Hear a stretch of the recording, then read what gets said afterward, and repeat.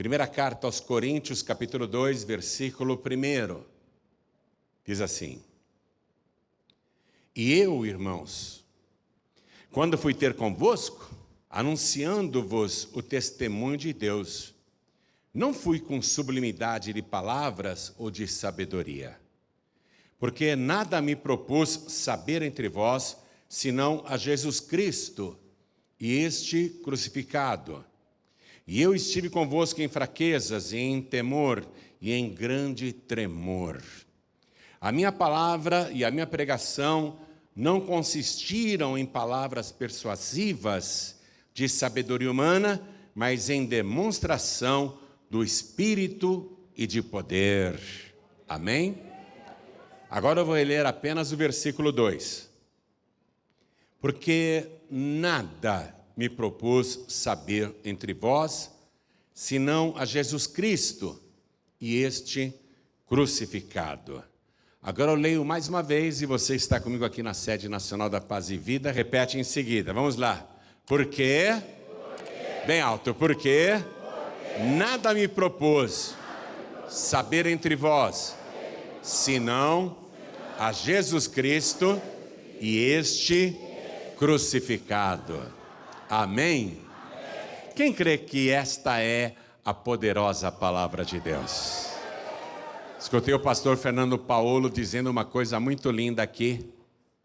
Ele disse: este livro não contém a palavra de Deus, este livro é a palavra de Deus.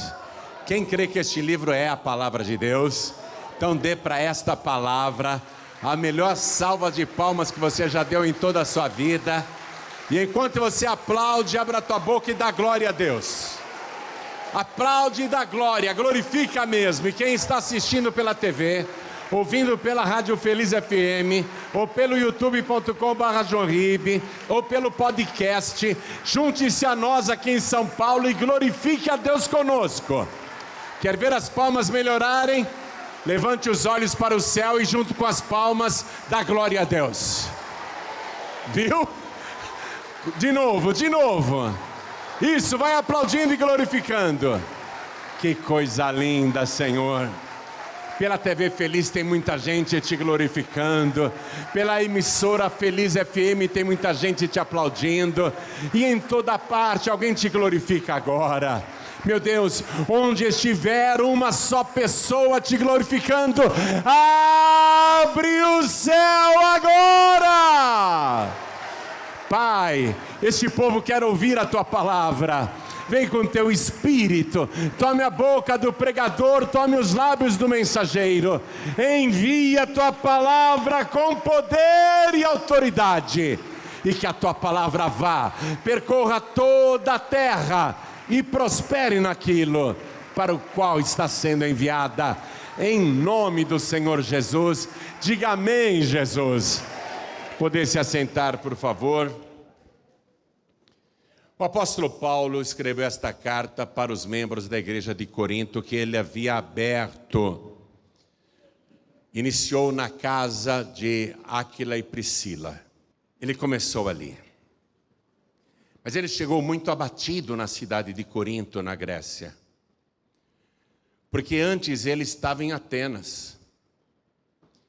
Em Atenas, ele quis pregar a palavra. E ele viu que os gregos tinham muitos deuses, praticamente um para cada dia. Muitos templos para vários deuses. E muitos considerados até verdadeiros deuses. E Paulo então começa a pregar em Atenas, combatendo a idolatria, o que ele fez muito bem. Ele entrou inclusive num templo que não tinha imagem nenhuma, porque os gregos, não querendo deixar nenhum deus sem honra, eles fizeram um templo e escreveram ao Deus desconhecido, e lá não tinha nenhuma imagem. Paulo aproveita isso para pregar contra a idolatria, e ele procura convencer os gregos de que o Deus dele é o verdadeiro Deus e que os deuses gregos são falsos. E Paulo não tem muito sucesso em Atenas, Por isso que ele chegou em Corinto extremamente desanimado, abatido. Porque converteu uma ou outra pessoa em Atenas, mas ele não conseguiu grandes frutos. E ele ficou analisando a razão do seu fracasso em Atenas. Tanto que você pode ler o Novo Testamento, não vai encontrar nenhuma carta aos atenienses. Porque em Atenas a igreja não prosperou, a obra não foi para frente. Ele ficou analisando a razão do seu fracasso em Atenas. Mas eu trabalhei, eu ia lá, eu pregava, eu fui no Areópago, eu discutia com os sábios, eu preguei nas ruas, preguei nas praças, preguei nos templos. Por que eu fracassei se eu me esforcei tanto? Por que eu não tive sucesso em Atenas? Eu procurei pregar o verdadeiro Deus. Aí ele foi analisando a sua pregação em Atenas e acabou descobrindo que o tempo que ele perdeu discutindo filosofia com os gregos, que eram discípulos de Sócrates, de Platão, de Aristóteles, de Homero e tantos outros filósofos e sábios, ele, Paulo, que tinha muita cultura, que foi criado aos pés de Gamaliel, um rabino tão importante que atraía multidões em Jerusalém, ele que foi criado no farisaísmo e na cultura, na Torá, que conhecia tão bem o Antigo Testamento, ele viu que perdeu muito tempo discutindo filosofia e religião com os atenienses. Perdeu tempo demais. E essa foi a razão do seu fracasso em Atenas. Claro que quem foi mostrando isso para ele foi o Espírito Santo. Mas é muito duro para um homem de Deus que vai pregar o Evangelho e que sabe que precisa ganhar almas. É muito duro encarar o fracasso. Por mais que você descubra a razão do fracasso, é difícil lidar com isso. E ele chegou na cidade de Corinto, na Grécia também, vindo de Atenas. Ele chegou muito abatido. Priscila e Áquila, que eram cristãos convertidos, que estavam morando em Roma, mas foram expulsos pelo imperador Cláudio, que começou a perseguição aos judeus e principalmente aos cristãos. Ele vai para aquela casa de Priscila e Áquila, se hospeda ali, e ali vai começar a igreja de Corinto. Só que agora, ele pensou, eu não vou mais perder o meu tempo discutindo religião de ninguém. Eu não preciso ficar provando para os gregos que o Deus dos judeus é o verdadeiro. Porque os gregos não vão se convencer com isso. Eles vão continuar acreditando nos seus deuses. Eu não vou mais ficar discutindo filosofia ou sabedoria com os gregos, porque eles amam ouvir sobre sabedoria, aprender, passavam o tempo todo apenas ouvindo, escutando e falando sobre isso. Eu não vou mais perder meu tempo com isso. A partir de agora, Paulo decidiu. A partir de agora, eu só vou ter uma pregação. Apesar de todo o estudo que eu tenho, de toda a cultura que eu tenho, apesar de tudo que eu sei, apesar da minha bagagem intelectual, apesar do meu preparo nas ciências e no conhecimento, eu não vou mais perder o meu tempo discutindo religiões. Eu vou me concentrar no foco principal do Evangelho, no ensinamento principal do Evangelho, na razão principal do Evangelho, na mensagem principal do Evangelho. Eu não quis pregar isso em Atenas, mas eu achava que era loucura pregar esse assunto em Atenas, mas agora eu decidi que eu vou pregar essa loucura, essa palavra louca para os gregos e para todo mundo, sejam romanos, gregos, judeus ou quem quer que seja, eu vou pregar esta loucura. Aqui na primeira carta mesmo, capítulo 1, versículo 18, ele diz: porque a palavra da cruz é loucura para os que perecem, mas para nós que somos salvos é o poder de Deus. Aí ele disse, viu, é essa palavra da cruz que eu vou pregar. E qual é a palavra da cruz, minha gente? Qual é a palavra da cruz? Eu estudei muito, eu vou confessar para você, eu estudei para muitas coisas nesta vida, só não estudei para ser pastor. Eu vou dizer isso com toda a segurança para você, que não basta preparo intelectual, ou acadêmico, ou cátedra, não basta conhecimento jurídico, ou apenas conhecimento da palavra crua. Não basta só isso.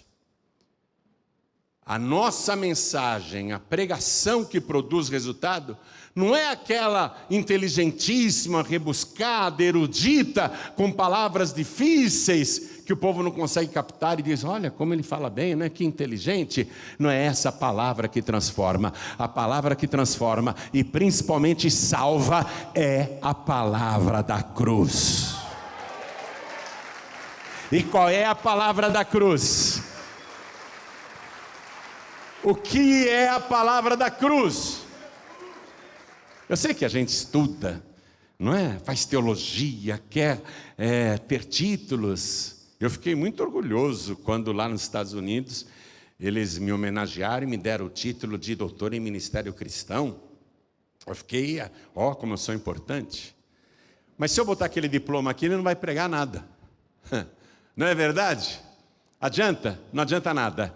Você vê tantas pessoas cultas e intelectuais, formadas em teologia e filosofia, e você vai ouvir tal pregador ou tal pregadora e não transmite nada, é uma mensagem vazia, oca, seca.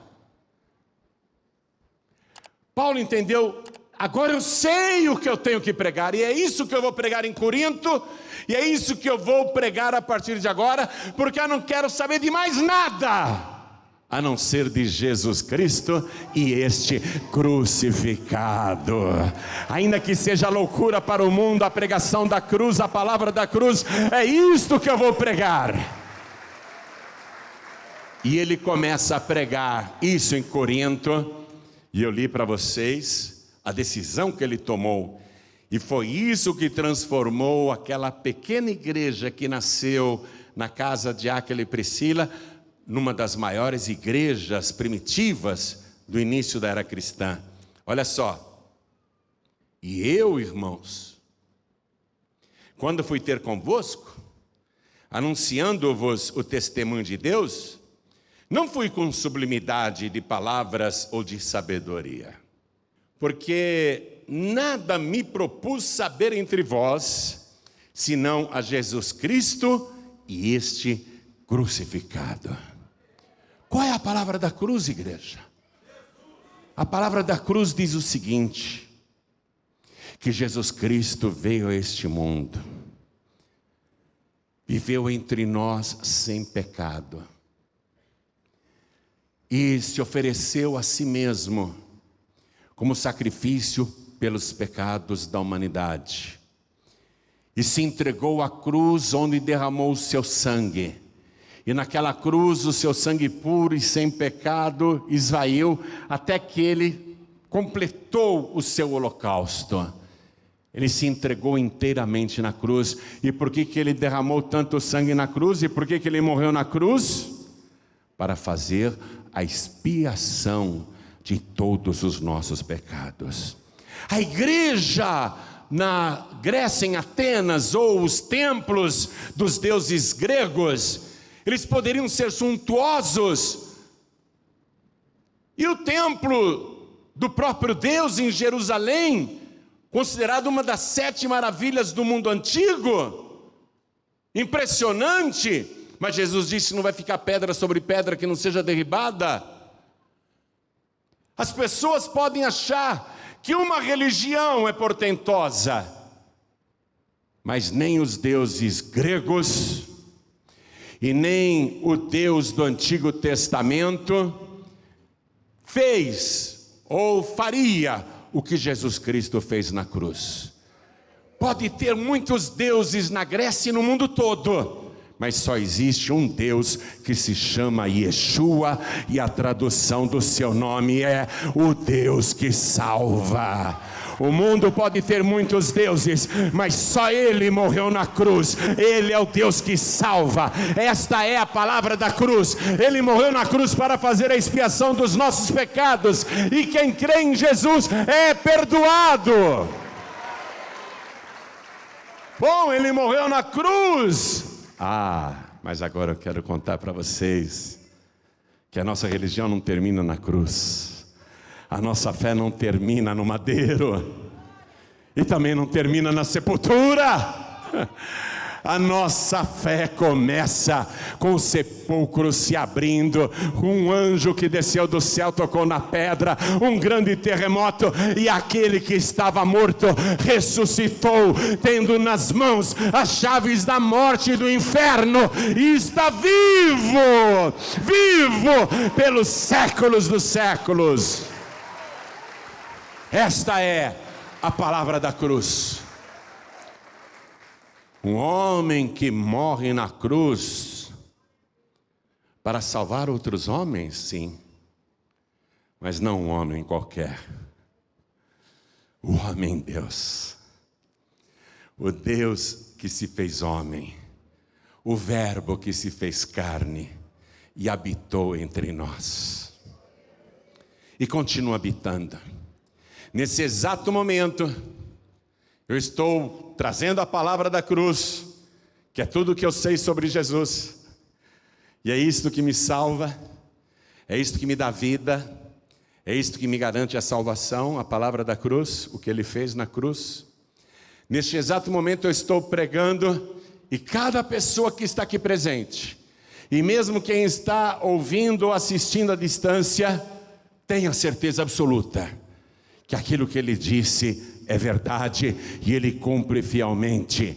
Neste exato momento Ele garante: onde estiverem 2 ou 3 reunidos em meu nome, aí estou eu presente no meio deles.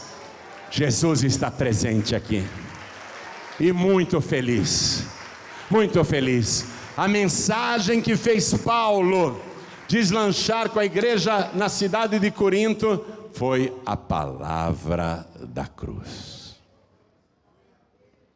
Há muitos assuntos em torno disso, mas vamos imaginar um círculo bem grande, mas no centro deste círculo está a palavra da cruz. Todos os outros assuntos doutrinários e que nós estudamos em teologia, eles estão em torno, em volta do centro, e o centro é a palavra da cruz. E eu quero que você dê a melhor salva de palmas para Jesus. Quero que todos fiquem de pé e aplaudam, glorificando a palavra da cruz. Você vai pregar o Evangelho, você vai anunciar o Evangelho, é simples, é pregar o que Paulo pregava. Eu me propus saber apenas uma coisa: Jesus Cristo e este crucificado.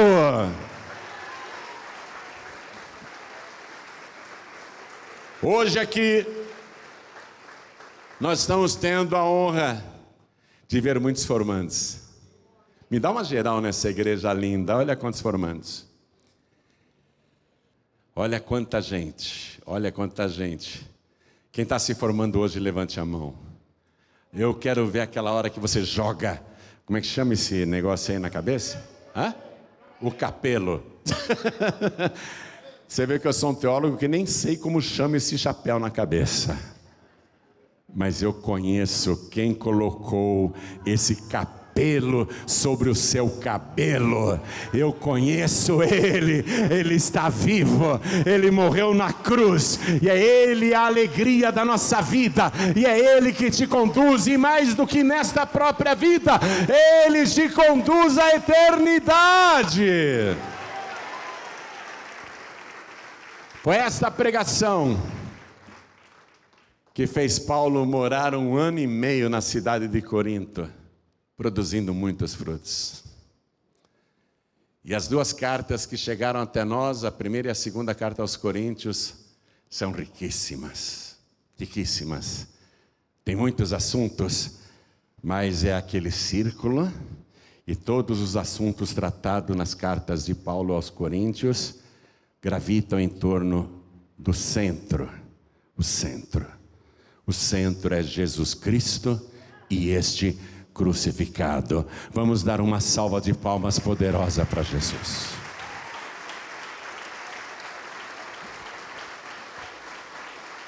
Eu vou chamar aqui todos os pastores presentes, pastores e pastoras também, inclusive a coordenadora geral, que é a pastora Luísa, que está toda feliz. O que essa mulher pegou no meu pé para eu estar aqui hoje? Eu estou com trauma de olhar para a Luísa. Eu não posso ver a Luísa que eu já penso em fugir. De tanto que essa mulher me cercou. E o Rio queria que eu estivesse lá hoje. Gostaria muito de estar lá também. Mas ela aproveitou. O Brasil também, né? E Luísa, parabéns pelo trabalho. Cadê a pastora Noemi e as demais pastoras da Escola de Teologia, todos que ensinam? Os pastores e professores, os mestres da Escola de Teologia, subam aqui também, porque se dedicam a ensinar. Olha, ensinar é o maior de todos os ministérios. Vocês conhecem o meu trabalho. Eu sou aquele pregador que prega ensinando. Não é? Eu prego ensinando, é assim que eu prego. E ensinar é importante. Pregar significa anunciar esse Cristo crucificado. Pregar significa isso. E ensinar significa dar estrutura para que as pessoas conheçam melhor esse Cristo. O Cristo crucificado, vivo, ressuscitado. Nós vamos fazer uma oração por vocês agora. E eu quero fazer o seguinte, vamos fazer isso? Dá a mão para quem está do teu lado. Dá a mão. Dá a mão, por favor. E vem aqui, por favor, pastor Nilton, do meu lado, me dá a mão. Preciso que vocês desçam e peguem nas mãos deles lá embaixo também, segurando nas nossas mãos aqui, porque eu quero passar para vocês o que eu recebi. Como é que vocês vão conseguir? Vem para cá também vocês, a primeira fileira, vai chegando para cá. Mas não larga na ponta, não, a ponta não pode ficar solta, não pode ter uma mão solta. Não pode ter uma mão solta, todas as mãos têm que estar ligadas. Não pode ter uma só pessoa isolada, não pode ter uma mão solta. Todos, até a última pessoa, as mãos ligadas. Porque nesse momento, eu sou um fio desencapado. Eu vi várias pessoas morrendo de raio nessas últimas chuvas. E quem encosta numa pessoa que está eletrocutada também fica eletrocutada. É verdade ou não é? Eu estou eletrocutado aqui por tua causa. O que eu tenho eu vou passar para você. Amém? Porque não basta todo esse preparo, conhecimento, cultura da palavra que você adquiriu fazendo a nossa teologia master e expert. Você precisa disso que o apóstolo Paulo dizia. Porque a palavra da cruz é loucura para os que perecem, mas para nós que somos salvos. Quem é salvo, diga amém. Amém. Mas para nós que somos salvos é o poder de Deus. E no versículo 4 ele confirma, capítulo 2, versículo 4.